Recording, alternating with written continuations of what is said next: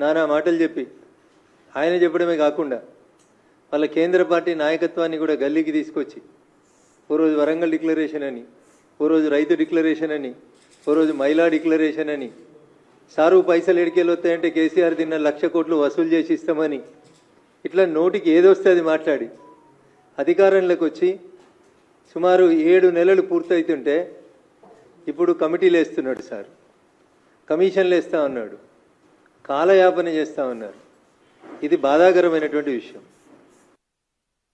వర్షాలు ఆశించినంత వర్షాలు రాక రైతన్నలు ఒక పక్క విత్తనాలు, ఒక పక్క ఎరువులు, ఇంకొక పక్క లాగోడికి పెట్టుబడికి కావాల్సినటువంటి పైసలు లేక అవస్థలు పడుతుంటే సార్కి ఇప్పుడు గుర్తొచ్చింది ఒక కమిషన్ వేయాలని, ఒక కమిటీ వేయాలని, ఉప ముఖ్యమంత్రి నాయకత్వంలో దాని మీద విచారణ చేయాలని ఇప్పుడు ఆలోచించడం అనేది దురదృష్టకరమైనటువంటి విషయం. నేను చెప్తలేను ఇవి, రేవంత్ రెడ్డి గారు చెప్పినటువంటి మాటలనే మళ్ళీ మీ ద్వారా రైతన్నల పక్షాన ప్రభుత్వాన్ని నిలదీయాలనే ఉద్దేశంతో ఈరోజు మీ ముందుకు రావడం జరిగింది. అభయహస్తం మేనిఫెస్టో అలా రాహుల్ గాంధీ మొన్న ఏదో శంకరుని బొమ్మ చూపెట్టి పార్లమెంట్లో అభయముద్ర అభయముద్ర అభయహస్తం అని ముచ్చట చెప్పిండు.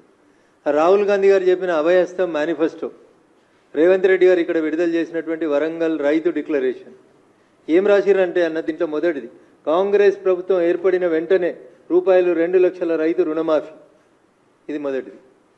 రెండోది ఏం రాసిరన్నా, ఇందిరమ్మ రైతు భరోసా, భూమి ఉన్న రైతులతో పాటు కౌలు రైతులకు కూడా ఏడాదికి ఎకరాకు రూపాయలు 15,000, భూమి లేని ఉపాధి హామీ రైతు కూలీలకు ఏడాదికి 12,000, అన్ని పంటలకు మెరుగైనటువంటి పంట రేటు. ఇది నేను రాసింది కాదన్నో, మూతపడిన చక్కెర కర్మాగారాలు తెరిపించి పసుపు బోర్డు ఏర్పాటు చేస్తాం, పంట బీమాతో మన్రేగాని అనుసంధానం చేసి వ్యవసాయానికి రైతులకి ఉపయోగకరమైనటువంటి పనులు చేస్తాం. దిస్ ఈజ్ కాల్డ్ వరంగల్ రైతు డిక్లరేషన్ చాప్టర్ 3 అభయహస్తం మేనిఫెస్టో. గౌరవనీయులు పిసిసి అధ్యక్షుని హోదాలో రేవంత్ రెడ్డి గారు పుస్తకం రూపం లోపల ప్రకటించినటువంటి కాంగ్రెస్ మేనిఫెస్టోలో రైతులకు సంబంధించి వారు ఇచ్చినటువంటి హామీ ఏమన్నారు, ఇంకా డిసెంబర్ 9వ తారీఖు సోనియా గాంధీ గారి బర్త్డే, తెలంగాణ ఇచ్చిన తల్లి సోనియమ్మ పుట్టినరోజు డిసెంబర్ 9, కాబట్టి డిసెంబర్ 9 లోపు 2 లక్షల రూపాయల రైతు రుణమాఫీ చేస్తామన్నాడు. తెలంగాణ మీద గౌరవం లేదు, సోనియమ్మ మీద గౌరవం లేదు, ఆఖరికి వాళ్ళు పెట్టుకున్న రైతు భరోసా పేరేంది, ఇందిరమ్మ రైతు భరోసా. ఇందిరమ్మ పేరు మీద గౌరవం లేదు, సోనియమ్మ పేరు మీద గౌరవం లేదు, వరంగల్ రైతు డిక్లరేషన్ పేరు మీద గౌరవం లేదు, కాంగ్రెస్ పార్టీకి తాను ఇచ్చినటువంటి ఎన్నికల మేనిఫెస్టో మీద అంతకంటే గౌరవం లేదని చెప్పడానికి ఈ ఒక్క పేజీ చాలని నేను అనుకుంటా ఉన్నా. అందుకని ముఖ్యమంత్రి గారు ఆయన భాషలో చెప్పాలంటే పాలమూరు జిల్లాలో తొలుత అని చెప్తారు, ముఖ్యమంత్రి గారి భాషలోనే చెప్తా, నేను చెప్పింది కాదు, తొలుత ఆయన అన్నమాట. తొలుత తొలుత అంటే ఫస్ట్ అని అర్థం. అట్లా పాలమూరుల భాషలో జర అదొక పదంగా టిపికల్గా వాడతారు దాన్ని. దాంట్లో చెప్పిండు ఆయన. ప్రముఖ తెలుగు దినపత్రికలో వాళ్ళ నాయకుడు, ప్రస్తుత ఎల్ఓపి కాంగ్రెస్ పార్టీ లోక్సభ పక్ష నాయకుడు రాహుల్ గాంధీని పక్కన పెట్టుకొని ఆయన చెప్పినటువంటి మాట, తొలుత రైతు రుణమాఫీ అన్నాడు. ఇంకా తొలుత రాలే, తొలకరు రాలే ఈయనకు, ఇంకా తొలకరు వర్షాలు ఎప్పుడు వస్తాయో తెలియదు ఈయనకు. తొలుత అంటే 9 నెలల. ఇవాళ డిసెంబర్ 7వ తారీఖు రోజు ముఖ్యమంత్రిగా ప్రమాణం చేసిండు. ఆయన భాషలో, వాళ్ళ పాలమూరు భాషలో ఆయనే చెప్పిన మాట, తొలుత రైతు రుణమాఫీ. తొలుత పోయింది, 9 నెలలు అయితే పిల్లలు కూడా పుట్టే టైం వచ్చింది, కానీ తొలుత యాదికి వస్తలేదు రేవంత్ రెడ్డి గారికి. ఇప్పుడు ఉప ముఖ్యమంత్రి గారట, ఇంకో 4 మంత్రులట కమిటీ చేస్తారంట. My question is straight to the state government and honourable chief minister. Committee నివేదిక ఇచ్చిన తర్వాత మళ్ళీ ఈ డబ్బులు తెచ్చుకోవడానికి మళ్ళీ అడిగిపోతావు, ఏడికేళ్ళు అవుతాయి, ఎన్ని లక్షల కోట్లు వస్తాయి అసలు డబ్బులు, ఎన్ని లక్షల కోట్లు కావాలి రైతు రుణమాఫీకి? ఏమన్నా ఐడియా ఉందా మీకు? అసలు ఈ రాష్ట్ర ప్రభుత్వానికి అధికారంలోకి రావాలనే యావదప్ప, అడ్డగోలుగా మాట్లాడి అడ్డగైన హామీలు ఇచ్చి అధికారంలోకి రావడం తప్ప నిజంగా మీరు చెప్పినటువంటి ఏ ఒక్క మాటనన్నా, నేను ఒక అక్షరం తప్పు మాట్లాడితే ఏ శిక్షకైనా నేను సిద్ధం. ఇది నేను మాట్లాడినవి కాదు, ఈ ఓన్లీ నేను మీకు పేపర్ కటింగ్సే చూపిస్తున్నాను, ఇంకా వీడియోలు ఉన్నాయి చాలా అన్న మాట్లాడినాయి. మస్తు మస్తు మాటలు చెప్పిండు. దీంట్లో ఏమంటాడు, ఆగస్టు 15 నుంచి 30 లక్షల ఉద్యోగాల భర్తీ వచ్చేస్తుంది 15 ఆగస్టు, దీనికి ఇంకా నెలనే బాకీ ఉన్నది. ఇంకా రెండో మాట, బిలియనీర్లకు మోడీ మాఫీ చేసిండు, మేము పేదల డబ్బుల్లో ఖాతాలు వేస్తాం. నర్సాపూర్ సరూర్ నగర్ జనజాతర సభల్లో కాంగ్రెస్ అగ్రనేత రాహుల్ గాంధీ మా మెదక్కి వచ్చే చెప్పిండు అని, అందుకని నేను మెదక్ ఎంపీగా రెస్పాండ్ కావాల్సి వస్తుంది. తొలుత రైతు రుణమాఫీ, రాహుల్ గాంధీ గారు వై కాంట్ యూ స్పీక్? మీ తల్లి పేరు మీద సోనియమ్మ బర్త్డే పేరిట డిసెంబర్ 9 పేరిట సోనియమ్మ తెలంగాణ తల్లి దేవత అని చెప్పినటువంటి సోనియమ్మ పేరిట ఇచ్చిన మాటనే తుంగల దొక్కితే కాంగ్రెస్ పార్టీకి ఇంకా దేని మీద భరోసా ఉంటుందో ఒకసారి ఆలోచించాలి మీరు. అభయస్థం మేనిఫెస్టో ఇంకో మాట చెప్తాడు. రైతు కమిషన్ మరియు కొత్త వ్యవసాయ విధానం పేజ్ 2, వరంగల్ రైతు డిక్లరేషన్ పేజ్ 2లో చెప్తాడు.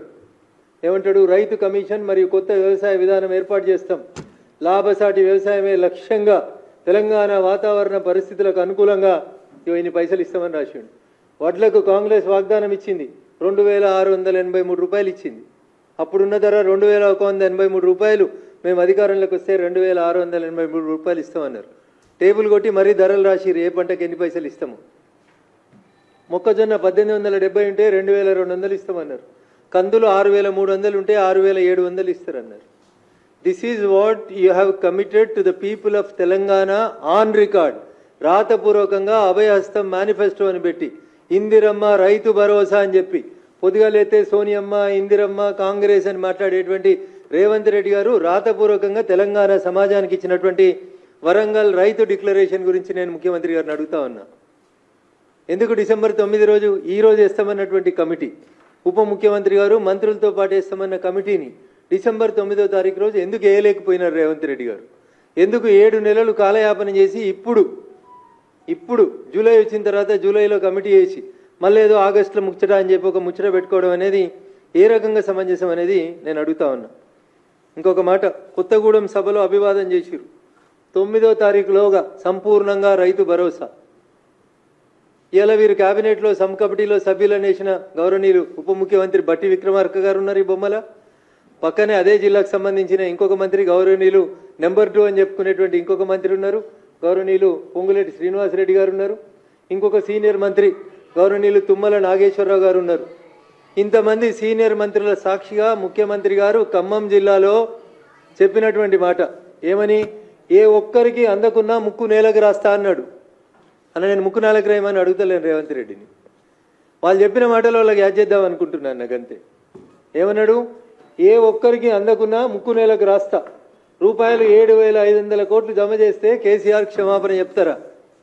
ఈ పంచాయతీ కేసీఆర్ పంచాయతీ, రేవంత్ రెడ్డి గారి పంచాయతీ కాదు ఇది. తెలంగాణలో ఉన్న లక్షలాది రైతన్నలు అడుగుతున్నటువంటి ప్రశ్న. ఆయన ముక్కునాలకు రాస్తాడా? నువ్వు ముక్కునాలకు రాస్తావా? మాకొద్దు రేవంత్ రెడ్డి గారు. మీరు ఇస్తా అన్న ఇందిరమ్మ రైతు భరోసా ఏది అని అడుగుతున్నారు రైతన్నలు.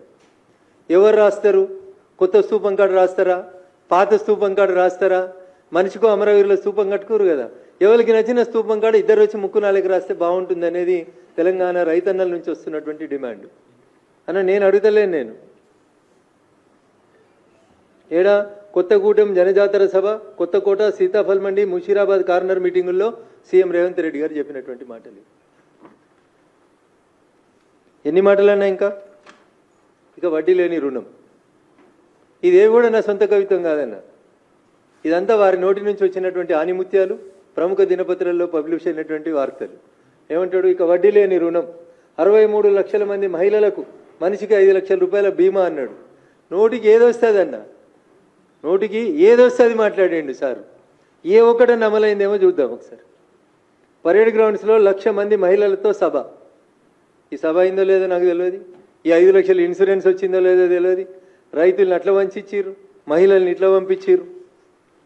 ఇంకా ముఖ్యమంత్రి అయిన తెల్లారి మంచి మంచి పేపర్లు అందరిని పిలుచుకొని ముచ్చట పెట్టిండు అన్న. మేమిచ్చిన 6 గ్యారంటీలు నెల లోపల అమలు చేస్తాం. నేను చెప్పలేదు. ఇది కూడా పేపర్లో ముఖ్యమంత్రి కాగానే తెల్లారి అందరిని పిలుచుకొని మంచిగా ప్రెస్ మీట్ పెట్టిండు. గ్యారంటీల అమలు నెలలోగా అమలు, గ్యారంటీ హామీలు నెలలోగా అమలు. అంటే ఏ నెల అనేది నాకు ఇంకా అర్థమవుతలేదు. నెలలోగా అమలు అంటే డిసెంబర్ 9 అనుకుర్రు రైతులు. ఈయన నెలలోగా అమలు అంటే ఈ డిసెంబర్ 24, 25 లేకపోతే మళ్ళీ వచ్చి ఎన్నికలు వచ్చినప్పుడు వచ్చే డిసెంబర్ అయిందనేది నాకు తెలియదు. ఇంకా మా దగ్గర జహీరాబాద్కి వచ్చిండు, వచ్చే మాట చెప్పిండు. పంట రుణం 1 రూపాయి కట్టొద్దు అన్నాడు. ఎవరైనా 1,00,000 కడితే పోయి అర్జెంటుగా మళ్ళీ 2 లక్షలు తెచ్చుకోరి 2 లక్షలు మాఫీ చేస్తానన్నాడు. అధికారంలోకి రాగానే 2 లక్షల రూపాయలు రుణమాఫీ చేస్తాం. కాంగ్రెస్లో చేరేందుకు మాజీ మంత్రి చంద్రశేఖర్ సుముఖత. ఏ చంద్రశేఖర్ గారని మా జహీరాబాద్ నుంచి ఎమ్మెల్యేగా పోటీ చేసినారు. వీరిని జాయిన్ చేసుకోవడానికని కండువా వేసుకున్నారో చెప్పిండు. 2 లక్షల రూపాయల రైతు రుణమాఫీ చేస్తా. ఏ ఒక్కరు కూడా ₹1 రైతులు రుణం కట్టొద్దు, మాఫీ చేస్తా నేను అని చెప్పిండు. పంట రుణం ₹1 కట్టొద్దు. ఇది కూడా ముఖ్యమంత్రి గారి పేపర్ కటింగ్.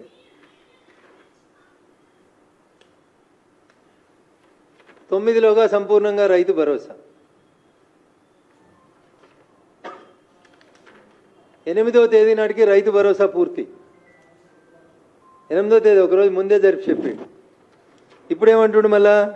లక్ష్మీ నరసింహ సాక్షిగా చెప్తున్నా, లక్ష్మీ నరసింహస్వామి దేవుని సాక్షిగా చెప్తున్నా. ఏమని?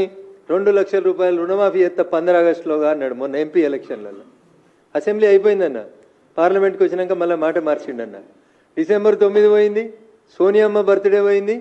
ఇప్పుడు యాదగిరిగుట్ట లక్ష్మీ నరసింహస్వామి యాదికి వచ్చిండు అన్నకి. భువనగిరిలో గెలిపిస్తే 2 లక్షల రూపాయలు 15 ఆగస్టు లోపల రైతు రుణమాఫీ చేస్తానని లక్ష్మీ నరసింహస్వామి పేరు తీసుకొని ఒట్టు పెట్టుకున్నాడు. ఏ ఊరికి వస్తే ఆ ఊరికి. మా మెదక్కి వచ్చిండు వాళ్ళ క్యాండిడేట్ నామినేషన్కి. ఏడుపాయల దుర్గమ్మ తల్లి మీద ఒట్టేసి చెప్తున్నా 15 ఆగస్టులో మాఫీ చేస్తా అన్నాడు. వరంగల్ పోయిండు, సమ్మక్క సారలమ్మ సాక్షిగా మాఫీ చేస్తా అన్నాడు. మాఫీకి పైసలు ఎడినాయో చెప్పమంటే ఇప్పుడు కమిటీ వేసి దాని మీద విచారణ చేస్తా, ఎవరికి ఇసాలే ఎవరికి ఇవ్వకూడదు అంటున్నాడు. సార్, వ్యవసాయం చేసే ప్రతి భూమికి, వ్యవసాయం చేసే ప్రతి భూమికి, రియల్ ఎస్టేట్ చేసే భూములకు ఇవ్వకు, లేఅవుట్ అయిన భూములు ఇవ్వకు, కొండలు గుట్టలు రాళ్ళు రప్పలుండి కేవలం టైటిల్ ఉన్నటువంటి బుక్కులుండి వ్యవసాయం జరగనటువంటి భూములకు ఇవ్వు. కానీ 2 ఎకరాలకి ఇవ్వాలన్నా, 5 ఎకరాలకి ఇవ్వాలన్నా, 10 ఎకరాలకి ఇవ్వాలన్నా అని ఒక కొత్త కార్యక్రమం పెట్టి, నేను చాలా స్పష్టంగా చెప్తా ఉన్నా భారతీయ జనతా పార్టీ పక్షాన, ఏ రైతు పొలం దున్నుతున్నాడో, ఏ భూమిలో అయితే పంట పండుతుందో అది ఎన్ని ఎకరాలు ఉన్నా ఇర్రెస్పెక్టివ్, 5 ఎకరాలు 10 ఎకరాలు 9 3 6 ఎంతున్నా సరే మనం ఇచ్చేది రైతుకి భరోసా. కాబట్టి ఎన్ని ఎకరాలు వ్యవసాయం చేస్తే అన్ని ఎకరాల వ్యవసాయ భూములకి రైతు భరోసా ఇయ్యి అని చెప్పి డిమాండ్ చేస్తా ఉన్నాం. మీరు చెప్పుర్రి 2 ఎకరాలు ఇవ్వమంటారా, మీరు చెప్పుర్రి 5 ఎకరాలు ఇవ్వమంటారా అని మళ్ళీ క్వశ్చన్స్ అడగవద్దు. ఎలిజిబుల్ ఉన్న ప్రతి రైతుకి, భూమి ఉన్న ప్రతి రైతుకి ఎన్ని ఎకరాల భూమి ఉంటే అన్ని ఎకరాలకి రైతు భరోసా ఇవ్వండి. కొండలు గుట్టలు రియల్ ఎస్టేట్లు ఆల్రెడీ హెచ్ఎండిఏ లేఅవుట్లుగా కన్వర్ట్ అయినటువంటి వ్యవసాయం నుంచి వ్యవసాయేతరానికి మారినటువంటి భూములకు మాత్రం ఇవ్వద్దు అనేది చెప్పొచ్చు కదా. 100% మేము పార్టీగా చెప్పడానికి ఎలాంటి సంకోచం లేదు.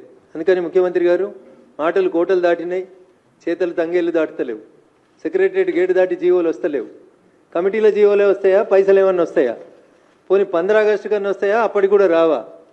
అసలు ఏం చేద్దాం అనుకుంటున్నారు మీరు? తెలంగాణలో రైతన్నల్ని, వ్యవసాయాన్ని ఏం చేద్దాం అనుకుంటున్నారు? వానలు సరిగా పడతలేవు, రైతులు ఇబ్బంది పడుతున్నారు, ఎరువులు లేవు, విత్తనాలు లేవు. ఆఖరికి నిన్న మీరు కమిటీలు వేసిన 3 మంత్రులున్న ఖమ్మం జిల్లాలో ఒక రైతు ఆత్మహత్య చేసుకున్నాడు.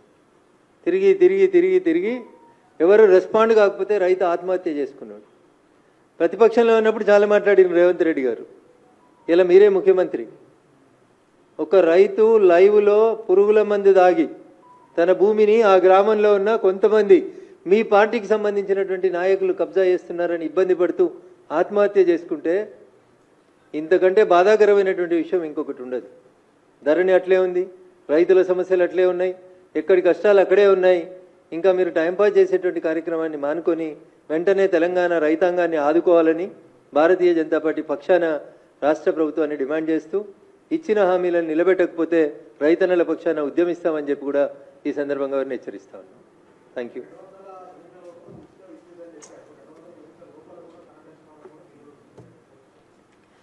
సో ముందుగా రేవంత్ రెడ్డి గారు అనేటువంటి తెలంగాణ రాష్ట్ర ముఖ్యమంత్రి గారికి పరిపాలన మీద ఇంకా పట్టు రావట్లేదు. సమస్యల మీద అవగాహన లేదా అంటే అవగాహన ఉందనే చెప్తాడు. నాకంటే ఎక్కువ ఎవరికి తెలుస్తుంది? 4 మేస్త్రీలు పెట్టుకుంటే నేనే గుంపు మేస్త్రిని అవుతా అని చెప్తాడు. మరి ఆ గుంపు మేస్త్రి గారికి కింద గైడెన్స్ ఇస్తున్న వాళ్ళు ఎందుకు కరెక్ట్ గైడెన్స్ ఇస్తలేరో నాకు తెలియదు. 200 యూనిట్లు అంటే క్లియర్ కనబడుతుంది. 1 నుంచి 200 యూనిట్లు కాని వాళ్ళందరికీ ఫ్రీ ఇవ్వాలి. దానికి పెద్ద క్యాలిక్యులేటర్లు, కంప్యూటర్లు, సోనియమ్మలు, రాహుల్ గాంధీలు, ఆక్స్ఫర్డ్లో చదువుకున్న మేధావులు అవసరం లేదు. ఎవరికైనా ఏ ఇంటికి పోయినా ఎన్ని యూనిట్లు కాలిందో ఆడ మీటర్ చూసి చెప్తారు. కాబట్టి 200 ఇస్తామని చెప్పారు, 200 యూనిట్లకు కూడా ఇవ్వకపోవడం అనేది దురదృష్టకరం. వీళ్ళు అడుగులు తడబడుతున్నాయి.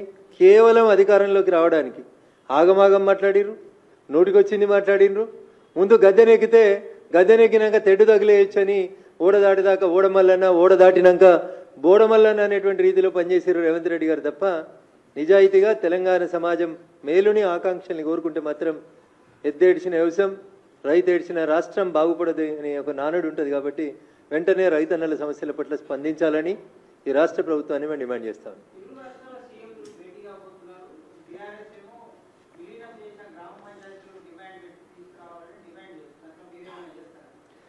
భారత రాష్ట్ర సమితి అనేటువంటి పార్టీ తెలంగాణ ఆకాంక్షల పేరిట 10 సంవత్సరాలు అధికారంలో ఉండి అధికారంలో ఉన్న 10 సంవత్సరాలు తెలంగాణ ప్రజల ఆకాంక్షల్ని పట్టించుకోకుండా తెలంగాణ ప్రజల అవసరాలని గుర్తించకుండా ఎంతసేపు నీళ్లు నిధులు నియామకాల పేరిట చేసినటువంటి వాళ్ళ వ్యక్తిగతమైనటువంటి స్వార్థ ప్రయోజనాలు తప్ప 10 సంవత్సరాల్లో 5 సంవత్సరాలు గౌరవనీయులు చంద్రబాబు నాయుడు గారు ముఖ్యమంత్రి ఉన్నారు, 5 సంవత్సరాలు జగన్మోహన్ రెడ్డి గారు ముఖ్యమంత్రి ఉన్నారు.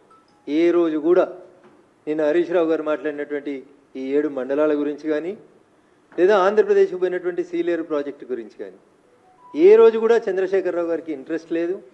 రోజమ్మ ఇంట్లో తిన్న రొయ్యల పులుసు మీద ఇంట్రెస్ట్ ఉన్నది తప్ప ఆయనకి రోజమ్మ ఇంటికి పోయినప్పుడు మరి 7 మండలాలు ఏంది ఈ ఊర్లు ఏంది అనేది ఒకరోజు కూడా మాట్లాడేందుకు ఆయనకి ఇంట్రెస్ట్ లేదు. ఇంటికి పిలుచుకొని జగన్మోహన్ రెడ్డి గారిని అలాయ్ బలాయ్ చేసుకోవడానికి అవకాశం ఉంది కానీ 7 మండలాల గురించి ఊర్ల గురించి మాట్లాడరాలేదు. ఇలా బీఆర్ఎస్ పార్టీ హరీష్ రావు గారు ఏం మాట్లాడినా అది దయ్యాలు వేదాలు వల్లించినట్టే ఉంటుంది. ఒకరోజు కాదు మీరు ఈ రాష్ట్రాన్ని పాలించింది, 10 సంవత్సరాలు మీరు ఈ రాష్ట్రాన్ని పరిపాలించారు. ఆ రోజు ఏ పరుగునున్న ఏ ముఖ్యమంత్రితోటి కూడా సత్సంబంధాలు పెట్టుకోక అంతా తానే అన్నట్టు అంతా మిథ్య అన్నట్టు ప్రవర్తించి ఇప్పుడేదో శుద్ధులు చెప్తా ఉంటే హరీష్ గారు మీ మాటలకి తెలంగాణ సమాజం శాంక్టిటీ ఇవ్వదు, మిమ్మల్ని గుర్తించదని చెప్పి ఈ సందర్భంగా సిద్దిపేట ఎమ్మెల్యే గారికి తెలియజేయదలుచుకుంది.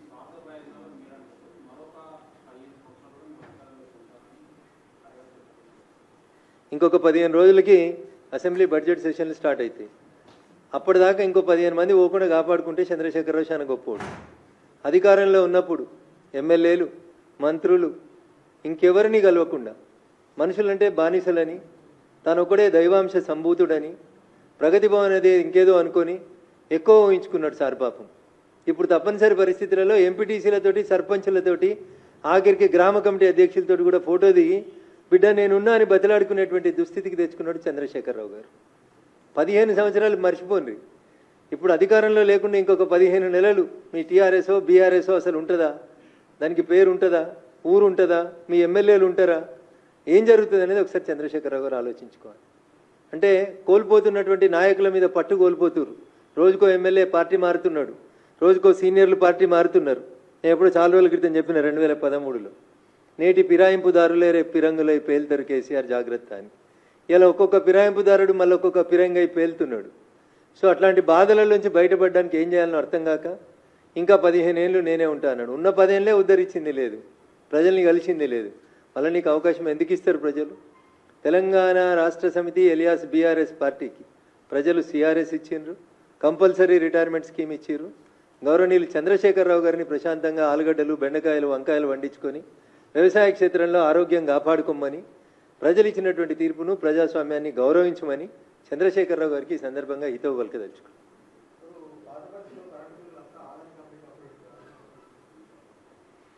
అన్న చంద్రశేఖరరావు గారి అడుగులు ఎట్లా పడ్డాయో అంతకంటే భయంకరంగా రేవంత్ రెడ్డి గారు అడుగులు పడతా ఉన్నాయి. నువ్వు బిల్లులు వసూలు చేస్తావా, ఏదైనా ఏజెన్సీకి ఇస్తావా అనడానికి సంబంధించి రాష్ట్ర ప్రభుత్వం దగ్గర ఏమన్నా ఐడియా ఉందా? పాత బస్తీని ఆదానికి ఇచ్చుడు ఏందన్నా? రిధం కోసం మాట్లాడి ఎత్తి ప్రాసల కోసం మాట్లాడి మమ్మల్ని బదనాం చేయడం కోసం మాట్లాడడానికి టెండర్ పిలిచినవా? టెండర్ పిలిచే ఏ సెగ్మెంట్లు పిలిచినావు? డివిజన్ వైజ్ పిలిచినవా? ఎస్సీ గారి పరిధి పిలిచినవా? లేదా ఒక అసెంబ్లీ కాన్స్టిట్యున్సీ పరిధి పిలిచినవా? అసలు ఏం చేస్తుంది రాష్ట్ర ప్రభుత్వం అనే ఐడియా ఉందా వాళ్ళకి? ఓల్డ్ సిటీ మీద ఐడియా లేదు, న్యూ సిటీ మీద ఐడియా లేదు, మెట్రో మీద ఐడియా లేదు, కరెంటు బిల్లుల మీద ఐడియా లేదు, ఇందిరమ్మ రైతు భరోసా మీద లేదు, సోనియమ్మ రైతు రాజ్యం మీద లేదు. అసలు వాళ్ళకి ఇదేముందన్నా? ఎంతసేపు అధికారాన్ని కాపాడుకోవడం. 5 రోజులు ఉంటాడా? ఎవరు పిసిసి అధ్యక్షుడు అనేది డిసైడ్ కావడానికి 5 రోజులు ఢిల్లీలో కాలయాపన వచ్చింది. కానీ ఇందిరమ్మ రైతు భరోసా కోసం మాట్లాడేందుకు అవకాశం లేదు ఆయనకి. రాహుల్ గాంధీని అడగనుంటివి మరి 1,00,000 కోట్లు వసూలు చేద్దాం కేసీఆర్ దగ్గర అని చెప్తేవి కదా. మరి 5 రోజులు ఉన్నావు కదా. ఎవరిని మంత్రి చేద్దాం, ఎవరిని పిసిసి ప్రెసిడెంట్ చేద్దాం అనడానికి గడిపిన 5 రోజులలో 5 గంటలు మరి సోనియమ్మ పేరు మీద పెట్టినాం, ఇందిరమ్మ పేరు మీద పెట్టినాం రైతు భరోసా. దానివైపు మన అడుగులు ఎట్లుండాలని ఏమన్నా చర్చ జరిపిరా అన్న? ఎంతసేపు రాజకీయం తప్ప ఇంకొకటి లేదు. క్యాబినెట్ ఎక్స్పాన్షన్ చేయడాన్ని మేము వ్యతిరేకిస్తలేం. నిజంగా ఆయనకు బిల్లులు వసూలు చేయడం ప్రభుత్వంతో చేత కాకపోతే టెండర్ పిలిచి ఏజెన్సీలకు ఇవ్వడాన్ని మేమేం కాదనలేము. ఎందుకంటే ప్రభుత్వం వాళ్ళది, వాళ్ళు నిర్ణయాలు తీసుకోవాల్సిన వాళ్ళు.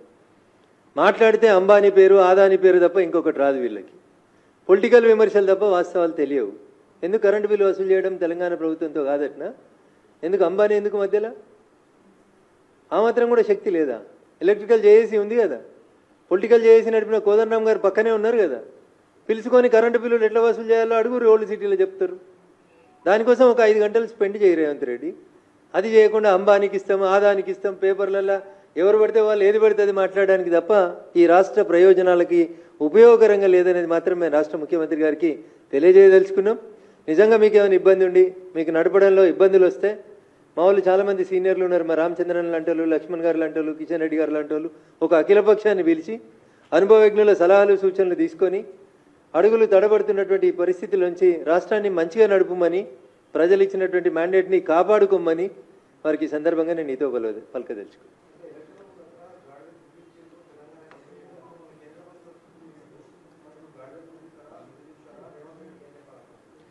సో మాట్లాడినటువంటి రేవంత్ రెడ్డి గారు ఇప్పుడు ఆ గాడిద గుడ్లు తీసుకొని గౌరవ కేంద్ర మంత్రులందరూ ఇంటికి వచ్చి, సార్ ఎన్నికల కంటే ముందు ఇవి ఇచ్చినారు, ఇప్పుడు ఏమి ఇస్తారు అని అడిగితే అప్పుడు ఒకటి ఇస్తే ఇప్పుడు 2 ఇస్తారు, తప్పకుండా ఇస్తారు. ఏ రాష్ట్రానికి ఏం రావాలి, డెవల్యూషన్ ఆఫ్ ఫండ్స్ ఎట్లుంటాయి, 16th ఫైనాన్స్ కమిషన్ ఏం చెప్తుంది. మా దగ్గర గుంపు మేస్త్రీలు లేరన్న, మా దగ్గర చదువుకున్న వాళ్ళే ఉన్నారు మంత్రులుగా, వాళ్ళకి తెలుసు ఎవరికి ఎట్లు ఇవ్వాలి, ఏ రాష్ట్రానికి ఎంత ఇవ్వాలి అనేది వాళ్ళకి తెలుసు అన్న. కాబట్టి we are not going to rule this country by depending upon the గుంపు మేస్త్రి ఆర్ మేస్త్రి. మేము ఈ దేశం, దీనికి ఒక ఎన్నికల సంఘం, దానికి ఒక నీతి ఆయోగ్, దానికి సంబంధించినటువంటి అధికారులు వీళ్ళందరూ ఉంటారు. డెవల్యూషన్ ఆఫ్ ఫండ్స్ ఎట్లా ఇస్తామో అట్లా ఇస్తాం.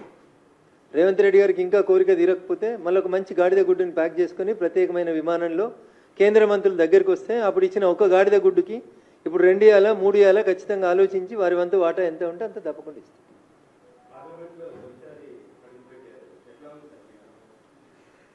సో అనేక మంది యోధులు, ప్రపంచంలో భారతదేశ ప్రజాస్వామ్యానికి గుర్తింపు తెచ్చినటువంటి అనేక మంది మహనీయులు కూర్చున్నటువంటి ఆ సభలో కూర్చోవడం అనేది నిజంగా ఎవరికైనా ఒక డ్రీమ్.